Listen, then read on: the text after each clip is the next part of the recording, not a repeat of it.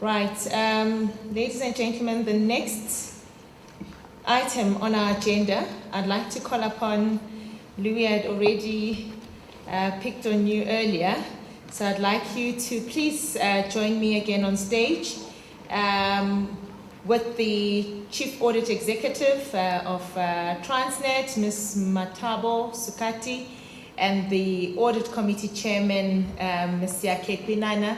The three panelists are going to assist us as we unpack the key features of an effective risk management function.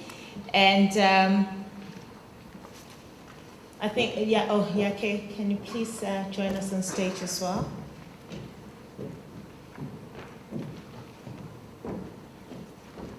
So we'll get some perspective around this. I mean, over time, we've seen the risk management function, or even the whole concept mature and evolve over the years. And like we said earlier, concepts like the combined assurance, we certainly believe that with time we're going to improve on them. And with risk management, Louis, you've been in the financial sector for some time now, and this is one area in our country where it's believed has been under quite tight risk management, and that is why we were able to weather some of the financial crisis globally. And Matabo, Transnet is known to have one of the largest outsourced internal audit functions as well, and how you underpin the enterprise risk management around that. And Yake, more from your experience being an audit committee chair, how you've seen effective risk management functions. So I'd like to start with Louis, who will give us, you've been allocated 15 minutes, Louis, for your initial presentation, which has been loaded. Thank you.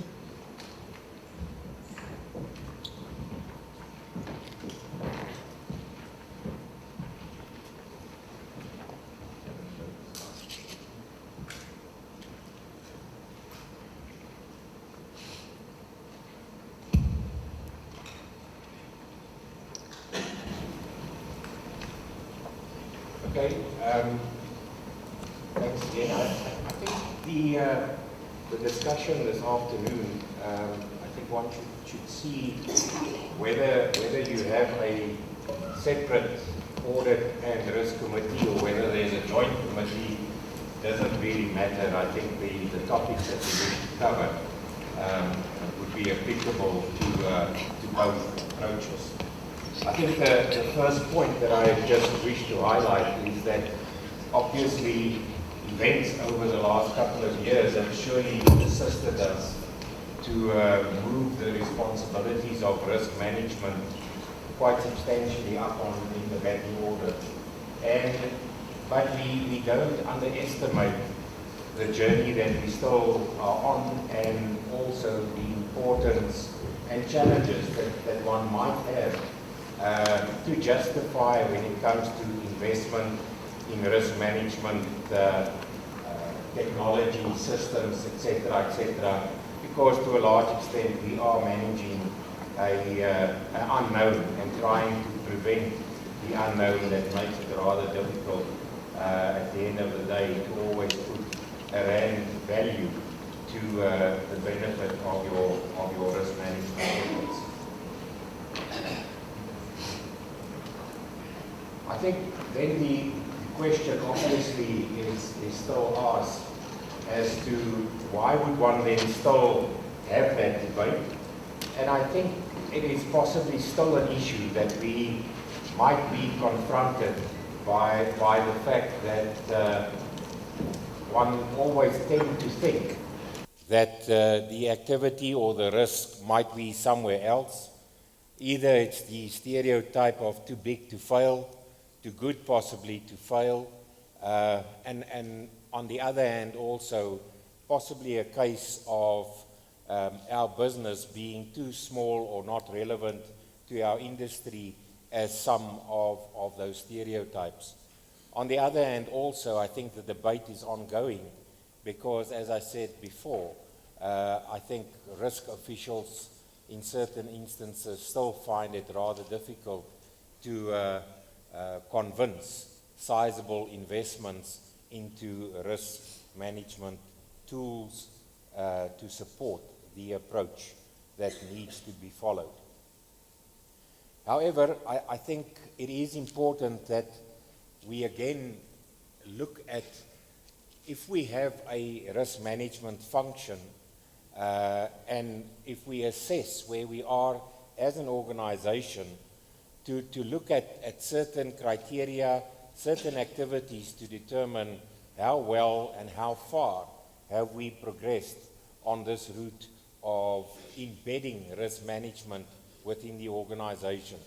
And I put the emphasis on embedding because I think, as in many other instances of our business, quite easily executive management can fall into the trap of the approval of a plan and the implementation to be delegated to lower authorities, and some of the good of a plan can easily fall by the wayside if oversight and monitoring is not there, and if the necessary accountability don't reside within that executive management.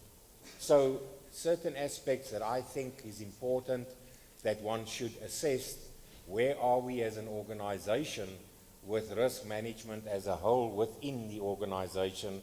Is the existence of a risk management plan? And I almost want to put the challenge to say, is a risk management plan as alive and as rigorous a document in your organization, whether it's public sector or private, to the same extent as what an audit plan will be in the organization? Is the plan translated in a manner that there are adequate policies in place that supports the creation of the climate in the organization of being clear of the rules of the game?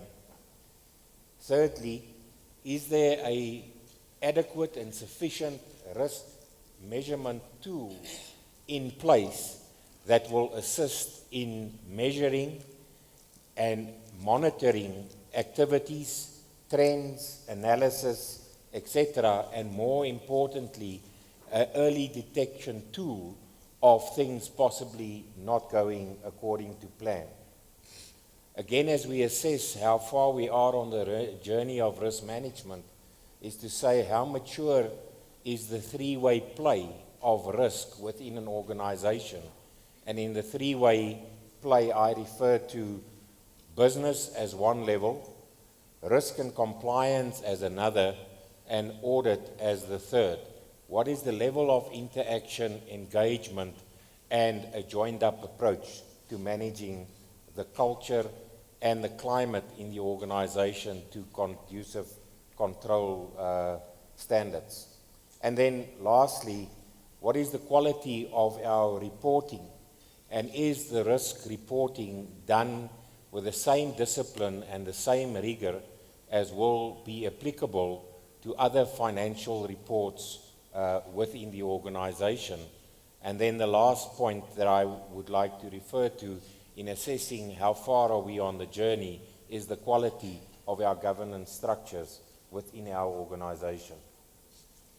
Now, again, the debate today on a number of occasions was public sector, too big for my organization. Should I have all these governance structures and the cost that goes with it? I think one easily run into the same debate on risk to say, is this relevant to my business? And I just thought in dotting down a few aspects and say, if any of that has a yes answer in your business, surely a form of risk management structure should be in place. And if your business is exposed to international markets, if there are financial instruments that you apply in how you compile your balance sheet, how you fund yourself, trading in commodities, is the consumer part of your clientele? Are you exposed to fraud, certain regulatory issues of treating customers fairly? If any of those activities is applicable to your business, rest assured that risk is slap bang in your business and you should ensure that a form of risk governance applicable to the size of your business is indeed in place. If I look at, and again I refer to an audit and a risk committee as one, which is absolutely fine, or a separate audit and risk committee, and then more specifically then the risk agenda, what would I consider should be on the agenda of that risk committee as aspects of risks that the committee will have a regular oversight of? I think first and foremost is to look at balance sheet risk.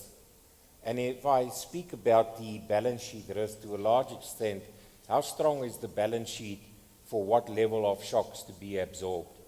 And I think that's something that the risk committee should have its hands around quite solidly to understand the strength of the business in difficult conditions.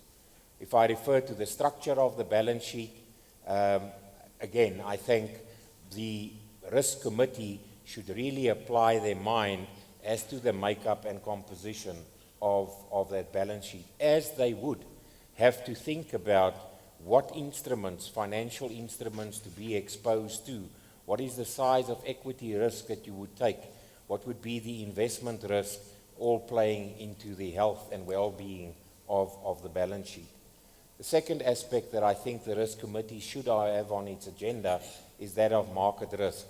And I accept that there's a fine line between some of the items I refer to on balance sheet risk that might fall into the category of market risk. And I also don't only want to limit market risk to FX movements or interest rates, but I also would like to challenge a risk committee, if we think about market risk, to think about the external environment within which we operate as a business. I think Linda in our early morning discussion referred to a tick box exercise, and that's exactly what we must prevent and not allow to happen at a risk committee level. It is not thinking about what is on the risk scorecard in terms of the completeness thereof, but the reality of the environment in which we do our business and whether we are forward thinking enough in that regard. Many of the market research that's done under C-suite execs would refer to regulatory risk as being one of the key risks of the business. And indeed it is, with fast changing legislation. But I guess as companies also think about, or entities think about business outside of South Africa, one run into different standards applicable by different regulators. How do you comply to both? I think we face changes to codes and charters. Just now, again, on BEE, quite a lot of debate and discussions within the media, and every second day one is confronted by changes that plays into the rights of your customers or those that do business with you. I think the fourth area that I say that should be on the agenda of the risk committee or be covered in the risk discussion is one of financial risk. And possibly it's the one area then that immediately bring the question to the fore in terms of the overlap between a risk committee and an audit committee. And I really want to call, and I'm chairing the risk committee of Telkom, that I think at a committee level, the chairpersons of the different committees should really just kill that debate off very soon, because it's more an excuse than anything of a reality. I think there's very clear lines as to where responsibility starts and ends, and that there shouldn't be any fear of duplication. Quite often the audit committee can get into the detail of the financials, understanding variances, understanding trends, looking at forecasts, etc.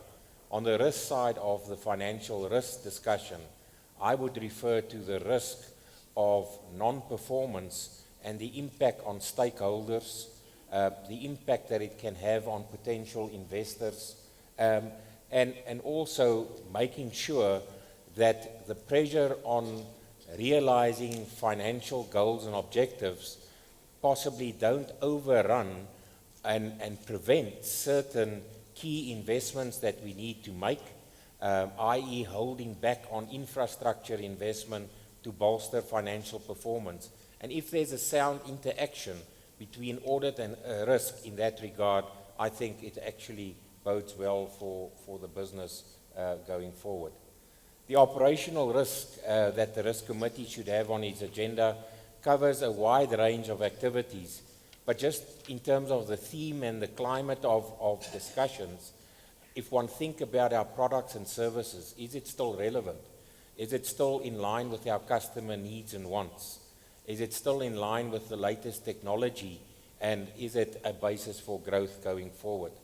Technology forms the backbone of many activities, forms the backbone of the integrity of our financial information. How solid is our systems? How secure is our systems? People as a key asset, succession, skills, retention. Now, my issue here is that there are many other committees that looks into the detail of some of these activities, whether it's HR, whether it's social and ethics. But I believe the Risk Committee should hold the mirror to the board to say how good or bad are we in managing a particular risk within the organization. Strategic risk, extremely important. And as I said earlier on, quite often a lot of time and energy into the composition of a plan and not as much attention to the implementation thereof. And are we comfortable that your board is constantly confronted by an adequate and a good scorecard on the strategy of the organization and the entity, on how well we are doing, how well we are tracking to the plan, how well are we doing on reassessing our plans, because in the current environment, strategy is not revised annually. It should actually be assessed quarterly and possibly revised 6 monthly, given the fast-changing external environment. And then the last 3 areas that I would like to just refer to what should be on the agenda of the Risk Committee. I would speak to reputational risk, the sustainability risk, as well as the environmental risk. And I understand the early stages of that in our organization. In closing then, if we today should assess our business and determine how well and effective have we embedded a risk management function, I would imagine that some of the following will have a green rating on your robot, and that will be an alive and rigorous risk management plan, clear governance structures at all levels of the business, and also a healthy working relationship between the governance structures of audit and social and ethics. Within the organization, irrespective, private or public, how far advanced are you in determining the risk appetite of the organization? How clearly has limits been set? And how well are we at tracking how we are performing within that risk appetite? There's the reference to scorecards. I referred to assessing our business in terms of global events. How well are we doing on stress testing and conformance testing to constantly check as to whether we are able to absorb certain shocks within the broader risk appetite? Is the organization working together on a risk-reward strategy? And furthermore, how well have policies been embedded within the organization? I think those that are on the slides are some of the items that I would promote that you use in assessing how well are you doing at risk management and how well has that been embedded in the organization.